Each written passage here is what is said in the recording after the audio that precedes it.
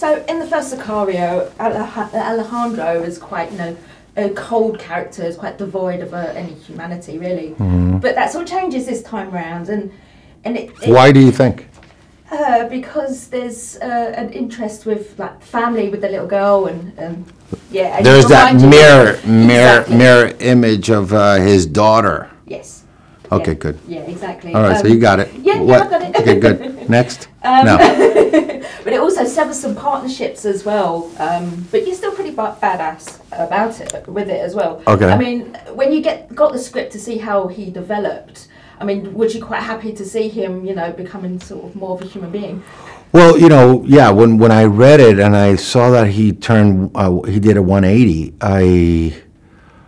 I was a bit skeptical because of what you said, because Alejandro in Sicario 1, in the first Sicario, he was one-dimensional and heartless, and then suddenly at the end, towards the end of this film, he starts to turn, and that's always complicated when characters turn.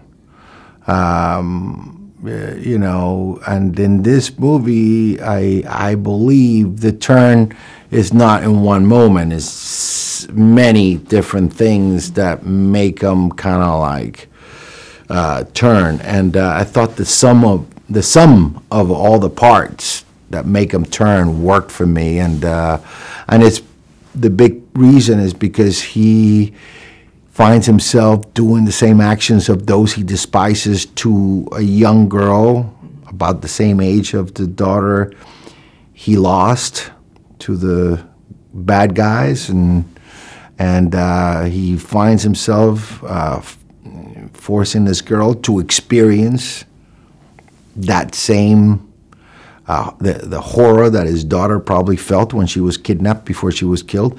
Then he finds himself saving her, right? Yeah. So now that's something he never was able to do to his own daughter, and now he's in the Wizard of Oz in a way. He saves her, but he started it.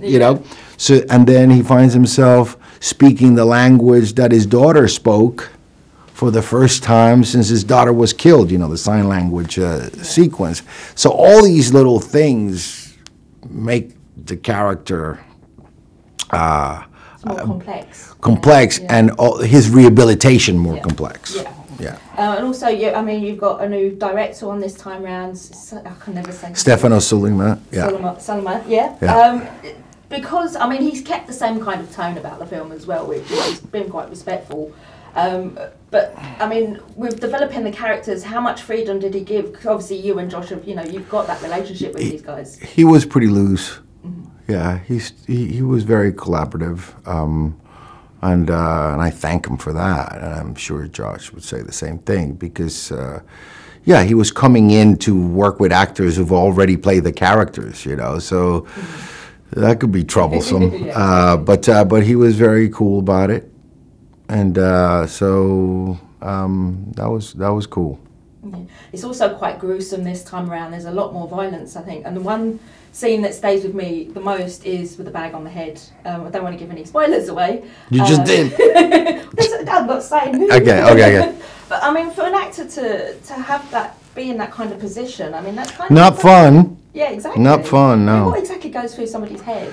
Well, you just have a good stunt man that is right by your side, and you be able to communicate. I did a lot of those scenes. I'm actually the guy for a lot of it. I'm the guy in the inside the bag. Yeah. And it's not fun, and it's dangerous, and you have to be in good hands. Okay, well, thank you very much for Yeah. coming to me. Thank you. Cheers. All right. Thank you. Yeah.